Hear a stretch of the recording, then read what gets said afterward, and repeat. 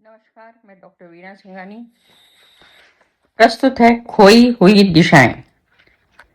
खोई हुई दिशाएं प्रसिद्ध हिंदी लेखक कमलेश्वर द्वारा रची गई एक अत्यंत चर्चित और महत्वपूर्ण नई कहानी है, जो महानगरीय जीवन के अकेलेपन, यंत्रवत जीवन शैली और मानवीय मूल्यों के विघटन को उजागर करती है।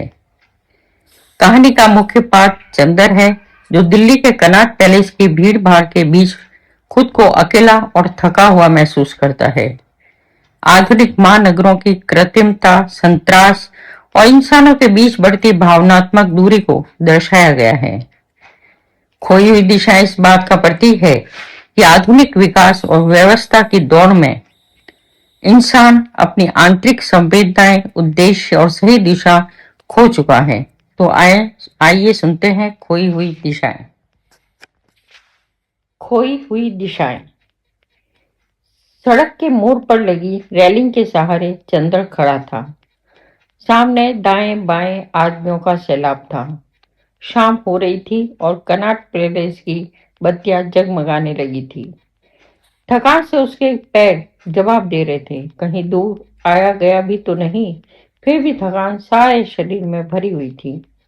दिल और दिमाग इतना थका हुआ था कि लगता था वही थकान धीरे धीरे उतरकर तन में फैलती जा रही थी।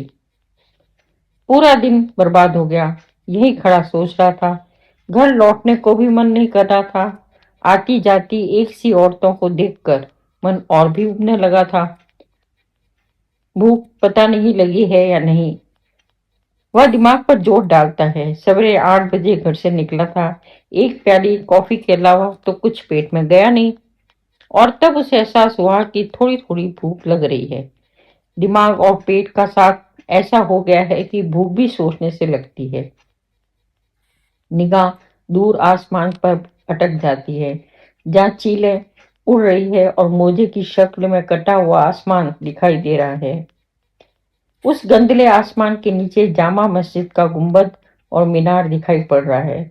उनकी नोकें बड़ी अजीब सी लग रही हैं। पीछे वाली दुकानों के बाहर चोरियों का विज्ञापन है। रीगल बस स्टॉप के नीम के पेड़ों से धीरे धीरे पत्तियां झड़ रही है और बसें जू जू करती आती है। एक क्षण ठिठकती है, एक ओर से सवारियों को उगलती है, दूसरी ओर से निगल कर आगे बढ़ जाती है। चौराहे पर बत्तियां लगी हैं। बत्तियों की आंखें लाल पीली हो रही है। आसपास से सैकड़ों लोग गुजरते हैं, पर कोई उसे नहीं पहचानता। हर आदमी या औरत लापरवाही से दूसरों को नकारता या झूठे दर्द में डूबा हुआ गुजर जाता है। और तब उसे अपना वह शहर याद आता है, जहाँ से 3 साल पहले वह चला आया था। गंगा के सुनसान किनारे पर भी अगर कोई अनजान मिल जाता, तो उसकी नजरों में पहचान की एक झलक तैर जाती थी। और ये राजधानी, यहाँ सब अपना है, अपने देश का है, पर कुछ भी अपना नहीं है, अपने देश का नहीं है। तमाम सड़कें हैं जिन पर वह जा सकता है, लेकिन वह सड़कें कहीं नहीं पहुंचाती। उन सड़कों के किनारे घर हैं, बस्तियां हैं, किसी भी घर में वह नहीं जा सकता। उन घरों के बाहर फाटक है, जिन पर कुत्तों से सावधान रहने की चेतावनी है। फूल तोड़ने की मनाही है और घंटी बजाकर इंतजार करने की मजबूरी है। घर पर निर्मला इंतजार कर रही होगी। वहां पहुंचकर भी पहले मेहमान की तरह कुर्सी पर बैठना होगा, क्योंकि बिस्तर पर कमरे का पूरा सामान सजा होगा और वह हीटर पर खाना पका रही होगी। उन्मुक्त होकर वह हवा के झोंके की तरह कमरे में घुस भी नहीं सकता और न उसे बाहों में घेर कर प्यार ही कर सकता है, क्योंकि गुप्ता जी अभी मील से लौटे नहीं होंगे और मिसेस गुप्ता बेकारी में बैठी गप लड़ा रही होगी या किसी स्वेटर की बुनाई सीख रही होगी। अगर वह चला भी गया तो कमरे में बहुत अदब से घुसेगा, फिर मिसेस गुप्ता ने इधर उधर की दो बातें करेगा, तब बीबी खाना खाने की बात कहेगी और खाने की बात सुनकर मिसेस गुप्ता घर जाने के लिए उठेगी। और फिर उसके बाद बड़ी खिड़की का पर्दा खिसकाना पड़ेगा, किसी बहाने खुराना की तरफ वाली खिड़की को बंद करना पड़ेगा। घूमकर मेज के पास पहुंचना होगा और तब पानी का एक गिलास मांगने के बहाने वह पत्नी को बुलाएगा और तब उसे बाहों से मैं लेकर प्यार से यह कह सकने का मौका आएगा, बहुत थक गया हूं। लेकिन ऐसा होगा नहीं। इतनी लंबी प्रक्रिया से गुजरने से पहले ही उसका मन झुंझला उठेगा और वह कहने पर मजबूर हो जाएगा, अरे भाई, खाने में कितनी देर है। सारा प्यार, समूची पहचान न जाने कहाँ छिप चुकी होगी। अजीब सा बेगानापन होगा। बेकरी वालों के यहाँ भर्राई आवाज में रेडियो गा रहा होगा और गुलाटी के थके कदमों को खोखली आवाज जीने पर सुनाई पड़ेगी। गली में कोई स्कूटर आकर रुकेगा और उसी में से कोई बिन पहचाना आदमी किसी और के घर में चला जाएगा। मोटरों की मत मत करने वाली गैरेज का मालिक सरदार चाबी लेकर घर के जाने का इंतजार आधी रात तक बैठा रहेगा, क्योंकि उसे 15 साल पुराने मैकेनिक पर भी शायद विश्वास नहीं है। और सामने रहने वाले किशन कपूर के आने की आहट भर मिलेगी। पिछले 2 साल से उसके सिर्फ उसके नाम की प्लेट देखी है, बिशन कपूर जर्नलिस्ट। और उसकी शक्ल के बारे में वह सब यह जानता है कि सामने वाली खिड़की से जब बिजली की रोशनी छनने लगती है और सिगरेट का धुआं सलाखों से लिपट लिपट कर बाहर के अंधेरे में डूब जाता है, तो बिशन कपूर नाम का एक आदमी भीतर होता है।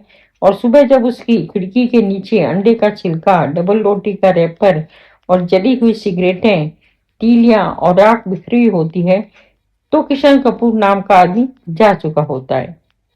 सोचते सोचते उसे लगा कि मोजे की बदबू और भी तेज होती जा रही है।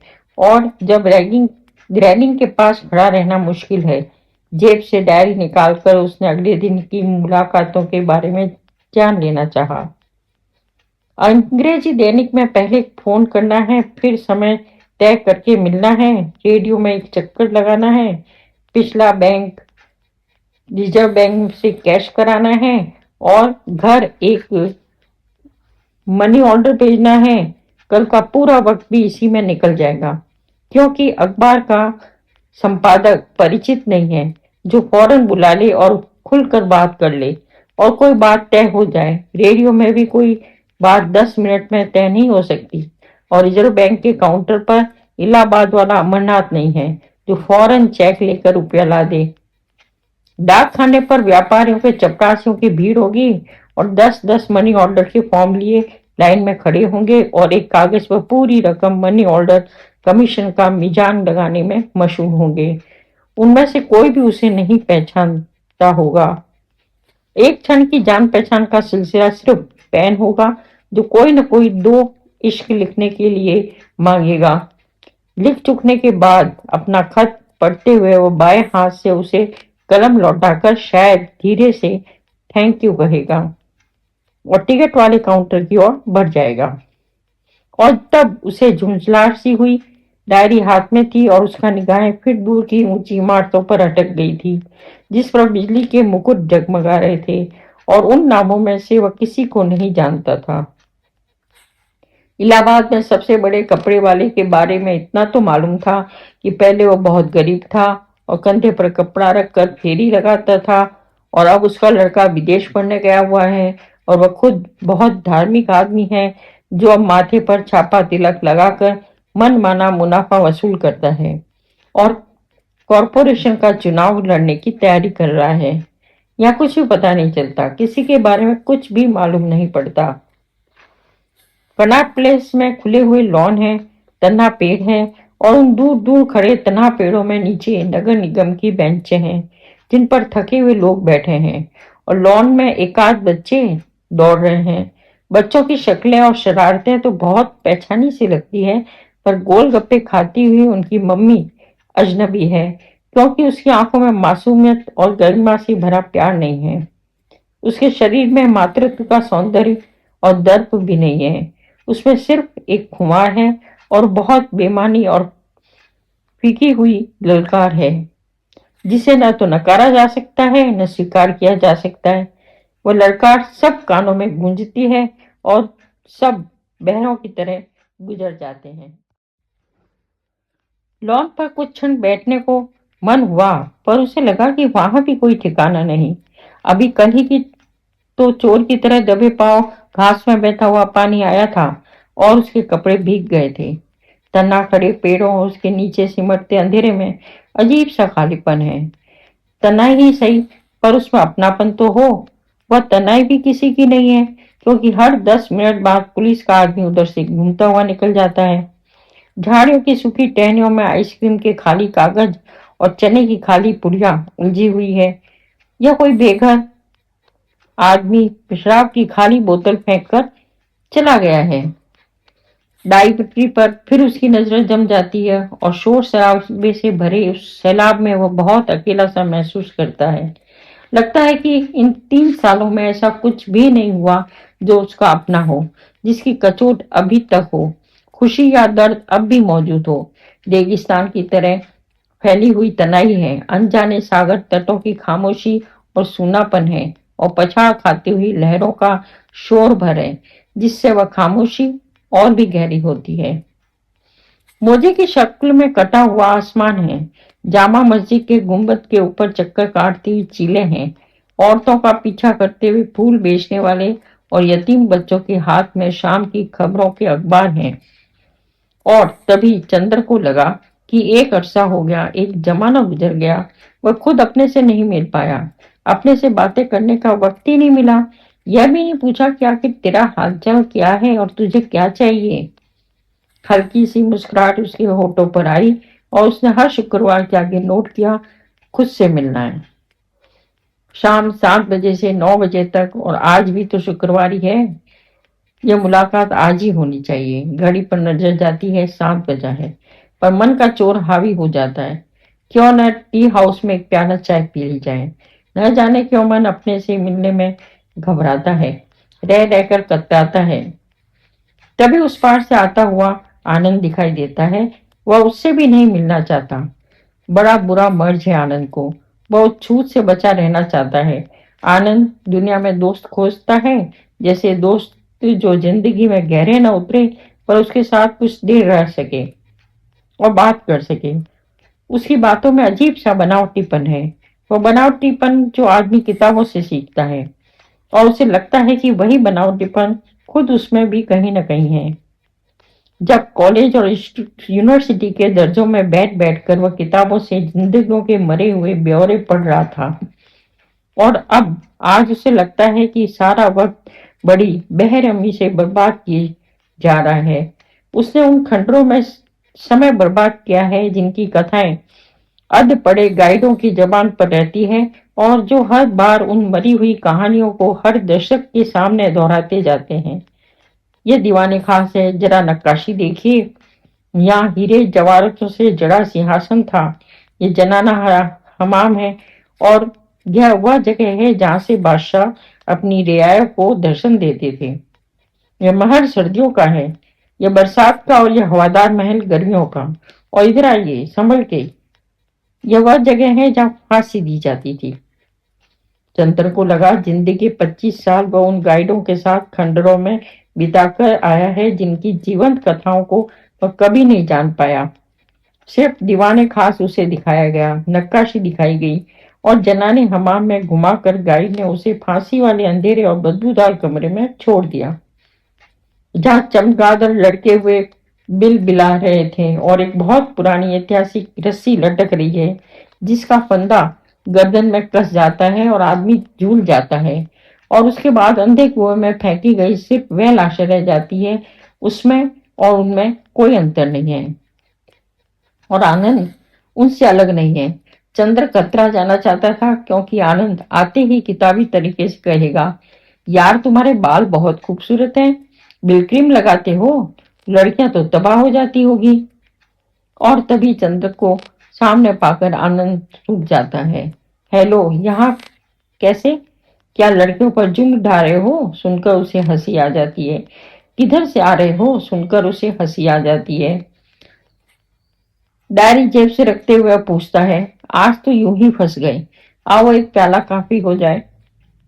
आनंद कहता है कि एक क्षण रुककर वह दूसरी बात सुझाता है, या और कुछ। चंद्र उसका मतलब समझ कर न कर देता है।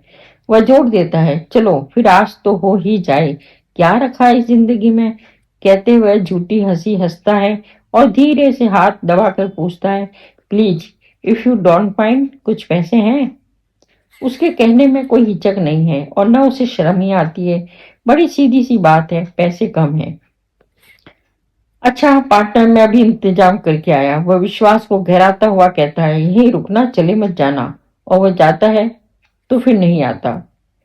चंदन यह पहले से जानता है। कुछ देर बाद वह टी हाउस में घुस जाता है और मेजों के पास चक्कर काटता हुआ कोने वाले काउंटर से सिगरेट का पैकेट लेकर एक मेज पर जम जाता है। हेलो, कोई एक अध जाना चेहरा कहता है। बहुत दिनों बाद इधर आना हुआ। और वह भी वहीं बैठ जाता है। दोनों के पास बात करने के लिए कुछ भी नहीं है। टी हाउस में बेपनाह शोर है, खोखली हंसी के ठहाके हैं और दीवार पर एक बड़ी घड़ी है जो हमेशा वक्त से आगे चली है। तीन रास्ते बाहर से जाने के लिए और चौथा रास्ता बाथरूम जाता है।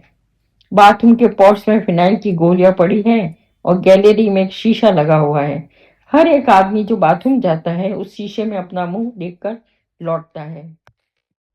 गैलार्ड में डिन्नू डांस की तैयारी हो रही है। कुर्सियों की तीन कतारें बाहर निकाल कर रख दी गई है। उधर वोल्गो पर विदेशों की भीड़ बढ़ रही होगी। और तभी एक जोड़ा भीतर आता है। महिला सजी धजी है और चूड़े में फूल भी है। आदमी के चेहरे पर अजीब सा गुरूर है और वे दोनों फैमिली वाली सीट पर आमने सामने बैठ जाते हैं। बैठने से पहले उनमें कोई ताल्लुक नजर नहीं आ रहा था। सिर्फ इतना भय कि वो महिला बैठने के लिए मुड़ी थी तो साथ वाले आदमी ने उसकी कमर पर हाथ रखकर सहारा भर दिया था। इतना सा साथ था दोनों में। उसके पास भी बात करने के लिए शायद कुछ नहीं है। महिला अपना जूड़ा ठीक करते हुए औरों को देख रही है और साथ वाला आदमी पानी के गिलास को देख रहा है। किसी के देखने में कोई मतलब नहीं है, आंखें हैं इसलिए देखना पड़ता है। अगर ना होती तो बवाल ही नहीं था। एक जगह देखते देखते आंखों में पानी आ जाता है, इसलिए जरूरी है इधर उधर देखा जाए। बेरा उसकी मेज पर सामान रख जाता है और दोनों खाने में मशगूल हो जाते हैं। कोई बात नहीं करता। आदमी खाना खाकर दांत कुरेदने लगता है और वह महिला रुमाल निकालकर अंदाज से लिपस्टिक ठीक करती है। अंत में बेरा आकर पैसे लौटाता है तो आदमी कुछ टिप छोड़ता है जिसे महिला गौर से देखती है और दोनों लापरवाही से उठ खड़े होते हैं। फिर उन दोनों में हल्का सा संबंध उसे नजर आता है। वो आदमी ठिठक कर साथ वाली महिला को आगे निकलने का इशारा करता है और उसके पीछे पीछे चला जाता है। चंदर का मन और भारी हो जाता है। अकेलेपन का नागपाश और भी कस जाता है।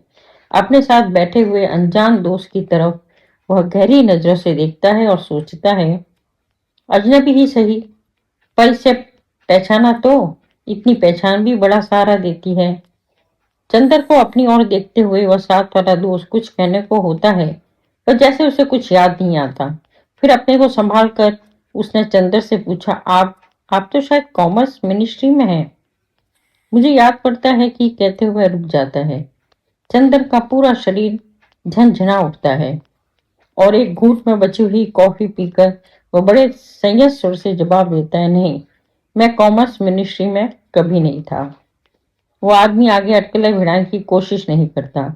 सीधे सीधे उस अनजान संबंध को मजबूत बनाते हुए कहता है, ऑल राइट पार्टनर, फिर कभी मुलाकात होगी। और सिगरेट सुलगाता हुआ उठ जाता है। चंदर बाहर निकलकर बस स्टॉप की ओर बढ़ता है। मद्रास होटल के पीछे बस स्टॉप पर चार पांच लोग खड़े हैं और पुलिस वाला स्टॉप की छत्ती के नीचे बैठा सिगरेट पी रहा है। चंद्र वहीं आकर खड़ा हो जाता है। सब जानना चाहते हैं कि बस कब तक आएगी, पर कोई किसी ने कुछ भी नहीं पूछता।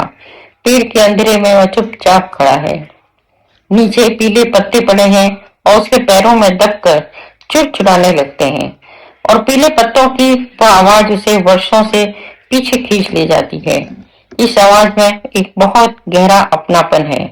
उसे बड़ी राहत सी मिलती है। ऐसे ही पीले पत्ते पड़े हुए थे। उस राह को वो बहुत साल पहले इंदिरा के साथ एक दिन वह चला जाया था। कुछ भी नहीं था उसके सामने। वह खंडों में अपनी जिंदगी खराब कर रहा था और तब इंदिरा ने ही उससे कहा था, चंदर, तुम क्या नहीं कर सकती। वही पहचानी आवाज फिर उसके कानों में टकराती है, तुम क्या नहीं कर सकती। और वह कहते कहते इंदिरा की आंखों में अदम्य विश्वास झलक आया था। और इंदिरा की उन प्यार भरी आंखों में झांकते हुए उसने कहा था, मेरे पास है ही क्या, समझ में नहीं आता कि जिंदगी कहाँ ले जाएगी इंदिरा। इसलिए मैं यह नहीं चाहता कि तुम अपनी जिंदगी मेरी खातिर बिगाड़ लो। पता नहीं मैं किस किनारे लगूं, भूखा मरूं या पागल हो जाऊं। इंदिरा की आंखों में प्यार के बादल और गहरे हो आए थे और उसने कहा था, ऐसी बातें क्यों करते हो चंदन, मैं तुम्हारे साथ हर हालत में सुखी रहूंगी। चंदन ने उसे बहुत गौर से देखा था। इंदिरा की आंखों में नमी आ गई थी। उसकी कटीली बरौनियों में विश्वास भरी मासूमियत झलक रही थी। माथे पर आई हुई लट छूने को उसका मन हो आया था, पर वह झिझक कर रह गया था। इंदिरा के कानों में पड़े हुए कुंडल पानी में तैरती मछलियों की तरह झलक जाती थी। और तब उसने कहा था, आओ उधर पेड़ के नीचे बैठेंगे। वह दोनों साथ साथ चल दिए थे। सरस के पेड़ के नीचे एक सीमेंट की बेंच बनी हुई थी। राह पर पीली पत्तियां बिखरी हुई थी। उनके कुचलने से ऐसी ही आवाज आई थी और कभी कभी उसने सुनी थी वही पहचान भरी आवाज। दोनों बेंच पर बैठ गए थे और चंदन धीरे से उसकी कलाई पर अंगुली से लकीरें खींचता रहा। दोनों खामोश बैठे थे। बहुत सी बातें थी जो वे कर नहीं पा रहे थे।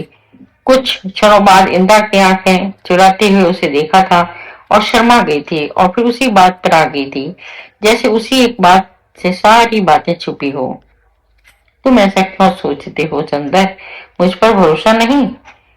तब चंदर ने कहा था, भरोसा तो बहुत है इंदिरा, पर मैं खाना बदोशों की तरह जिंदगी भर भटकता रहूंगा। उन परेशानियों में तुम्हें खींचने की बात सोचता हूँ तो बर्दाश्त नहीं कर पाता।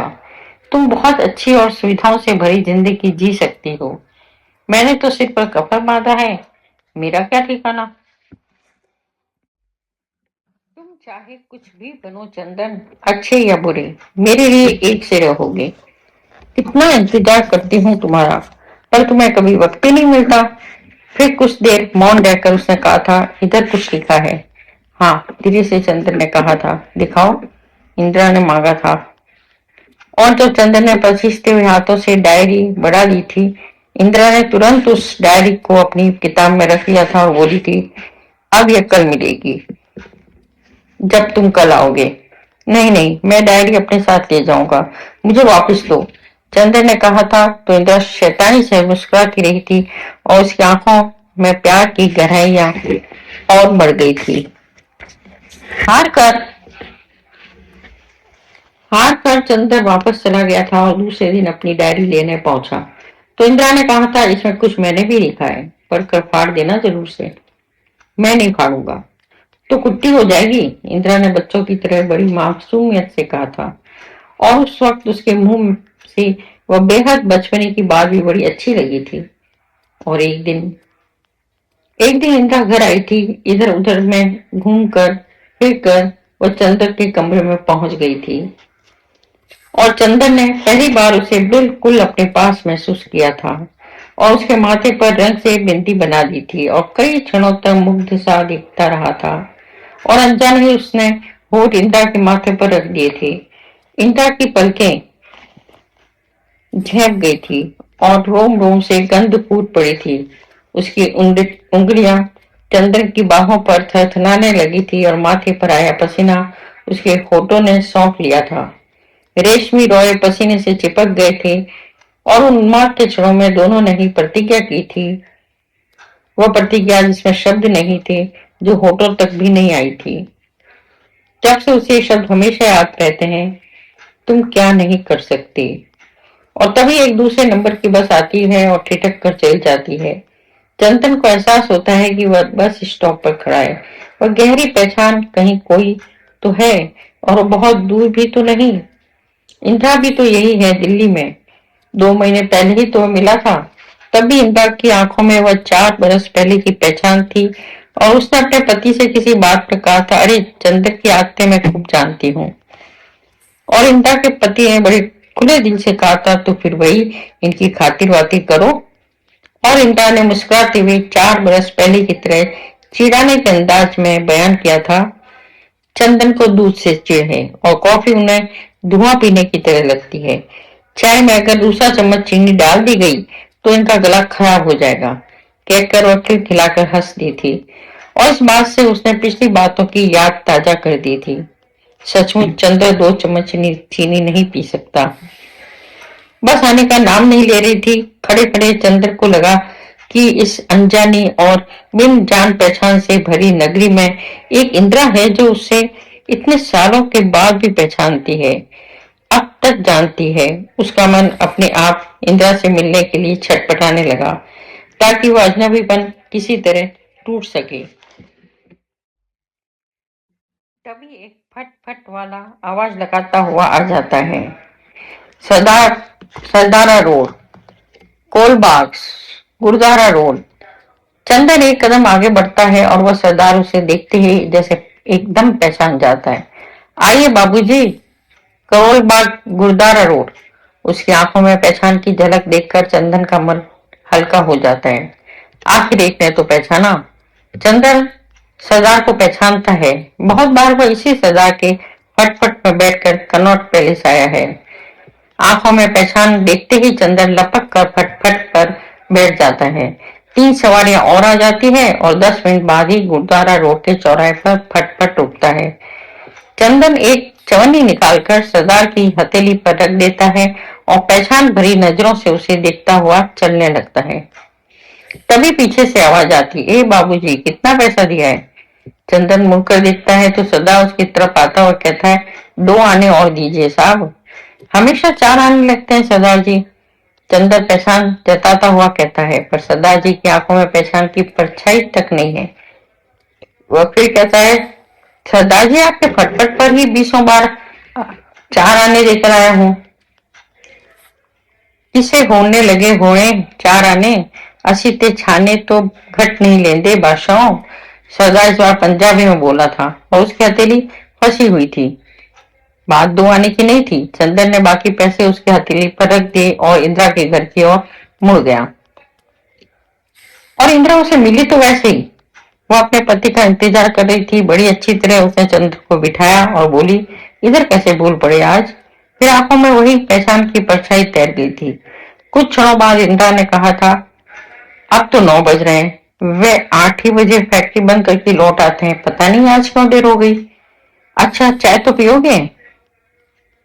चाय के लिए इनकार तो नहीं की जा सकती, चंदन ने बड़े उत्साह से कहा था और कुर्सी पर आराम से टांगे फैलाकर बैठ गया था। उसकी सारी थकान उतर गई थी और मन का अकेलापन डूब गया था। नौकरानी आकर चाय रख गई। इंदिरा ने प्यारे सीधे करके चाय बनाई तो उसकी बाहों, चेहरे और हाथों को दिखता रहा। सब कुछ वही था, वैसा ही था, चिर परिचित। तभी इंदिरा ने पूछा, चीनी कितनी दूं? और एक झटके से सब कुछ बिखर गया। उसका गला सूखन सा लगा और शरीर फिर थकान से भारी हो गया। माथे पर पसीना आ गया। फिर भी उसने पहचान का रिश्ता जोड़ने की एक नाकाम कोशिश की और बोला, 2 चम्मच। और उसे लगा अभी इंदिरा को सब कुछ याद आ जाएगा और वो कहेगी 2 चम्मच चीनी से जब गला खराब नहीं होता। पर इंदिरा ने प्याले में 2 चम्मच चीनी डाल दी थी और उसकी ओर बढ़ा दिया। जहर के घूंटों की तरह वह चाय पीता रहा। इंदिरा इधर उधर की बातें करती रही पर उनमें उसे मेहमानबाजी की बू लग रही थी और चंदन का मन लग रहा था कि इंदिरा के पास से किसी तरह भाग जाए और किसी दीवार पर अपना सिर पटक दे। जैसे तैसे उसने चाय पी, पसीना पहुंचा और बाहर निकल आया। इंदिरा ने क्या क्या बातें की उसे बिल्कुल याद नहीं। सड़क पर निकलकर वह गहरी सांस लेता है और कुछ क्षणों के लिए खड़ा रह जाता है। उसका गला बुरी तरह सूख रहा है और मुंह का स्वाद बेहद बिगड़ा हुआ है। चौराहे पर कुछ टैक्सी ड्राइवर नशे में गालियां बक रहे हैं और एक कुत्ता दूर सड़क पर भागा चला जा रहा है। मछलियां तलने की गंध यहाँ तक आ रही है और पान वाले की दुकान पर कुछ जवान लोग कोको कोला की बोतलें मुंह में लगाए खड़े हैं। स्कूटरों में कुछ लोग भागे जा रहे हैं और कुछ शहर से दूर जाने वाले लोग बस स्टॉप पर खड़े अब भी प्रतीक्षा कर रहे हैं। कारें, टैक्सियां, बसें और स्कूटर आ जा रहे हैं। चौराहे पर लगी बत्तियों की आंखें अब भी लाल पीली हो रही है। चंदर थका सा अपने घर की ओर लौट रहा है। उंगलियों पर जूता काट रहा है और मोजे की बदबू और भी तेज हो गई है। आखिर वह थका हारा घर पहुंचता है और मेहमान की तरह कुर्सी पर बैठ जाता है।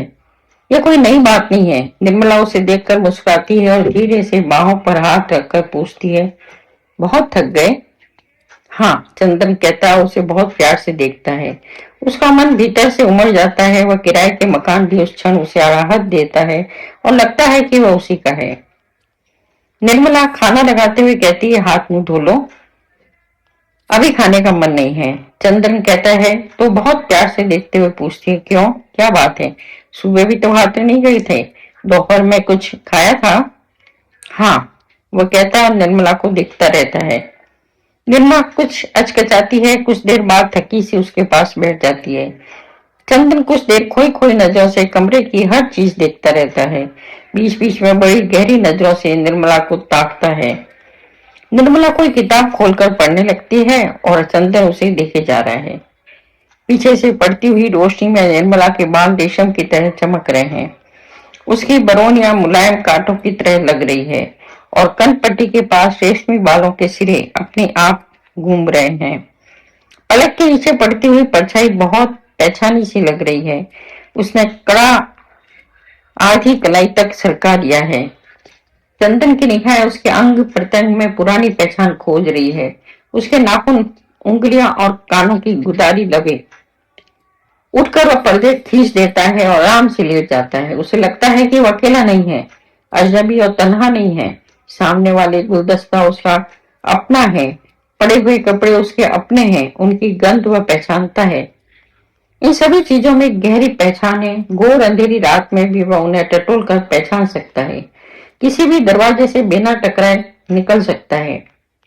तभी जीने पर गुलाटी के थके कदमों की खोखली आहट सुनाई पड़ती है और उसे घबराहट सी होती है। वह धीरे से निर्मला को अपने पास बुला लेता है, उसे लिटाकर छाती पर हाथ रख लेता है।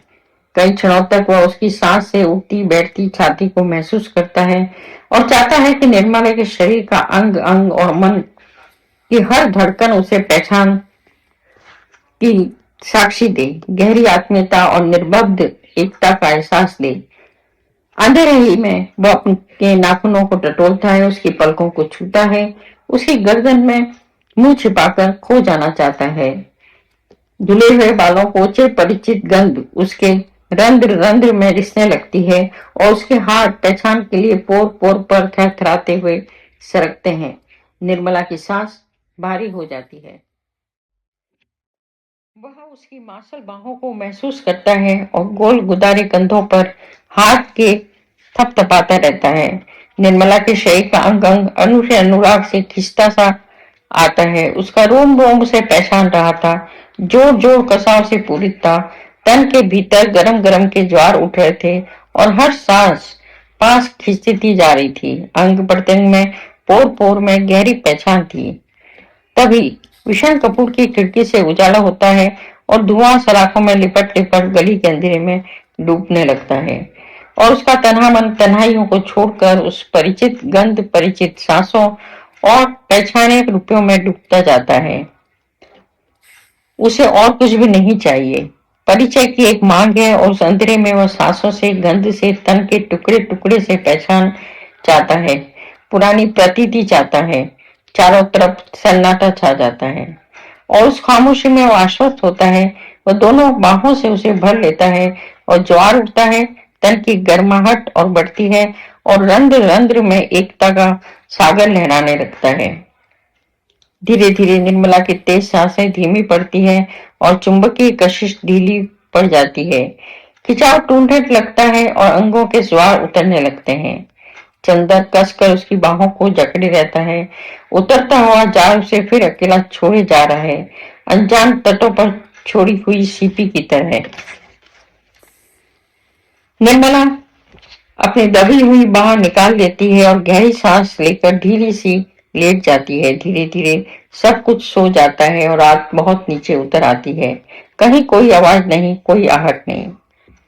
धीरे से निर्मला करवट लेती है और दूसरी ओर मुंह करके गहरी नींद में डूब जाती है। करवट बदलकर लेटी हुई निर्मला को वह अलसाया सा देखता रहता है और चंदर फिर अपने को बेहद अकेला महसूस करता है। वह निर्मला के कंधे पर हाथ रखता है, चाहता है उसकी करवट बदल दे, पर उसकी उंगलियां बेकार हो जाती है। कुछ क्षण बाद अंधेरे में ही निर्मला को उधर मुंह किए लेटा हुआ देखता है और ताशा खुद भी लेट जाता है। पता नहीं कब उसकी पलकें झपक जाती है। और भी कुछ देर बाद थाने का घड़ियाल 2 घंटे के बजे बजाता है और उसकी नींद उतर जाती है। नींद के खुमार में ही वह चौंक सा पड़ता है। कमरे की खामोशी और सुनीपन से उसे डर सा लगता है। अंधेरे में ही वह निर्मला को टटोलता है। तकिए पर बिखरे हुए उसके बालों पर उसका हाथ पड़ता है और वह उन बालों की चिकनाई को महसूस करता है। सिर झुकाकर वह उसे सूंघता है, फिर निर्मला पर हाथ रखता है, उसके गोल कंधों को छूता है। वह स्पर्श भी पहचाना हुआ है। धीरे धीरे उसके पूरे शरीर को पहचानने के लिए टटोलता है और उसकी सांसों में हल्की आवाज को सुनने और पहचानने की कोशिश करता है। निर्मला जब भी करवट लिए पड़ी थी, वह धीरे से नींद में कुलमुलाती है। चंद्र का दिन ठक से रह जाता है, कहीं निर्मला जाग न जाए, अनजाने ही इस स्पर्श ने अग्निअंब के तहत चौंक न जाए। निर्मला सोते सोते एक बार रुक रुक कर सांस लेती है, जैसे उसे डर सा लग रहा हो या कोई भयंकर सपना देख रही हो। चंदन सुन सा रह जाता है, क्या वह उसके स्पर्श को नहीं पहचानती? और फिर निर्मला को झंझोर कर उठाता है, निर्मला निर्मला, वह बदहासी में कहता है। निर्मला चौंक कर उठती है और आंखें मलते हुए प्रकृतिस्थ होने की कोशिश करती है और बिजली जलाकर वह निर्मला के दोनों कंधों पर पकड़कर अपना मुंह उससे सामने करके डरी हुई से पूछता है, मुझे पहचानती हो? मुझे पहचानती हो निर्मला? निर्मला आंखें फाड़े देखती रह जाती है, धीरे से आश्चर्य भरे स्वर से कहती है, क्या हुआ? और वह निर्मला को ताकता रह जाता है। उसकी आंखें उसके चेहरे पर कुछ खोजती रह जाती है। कहानी समाप्त।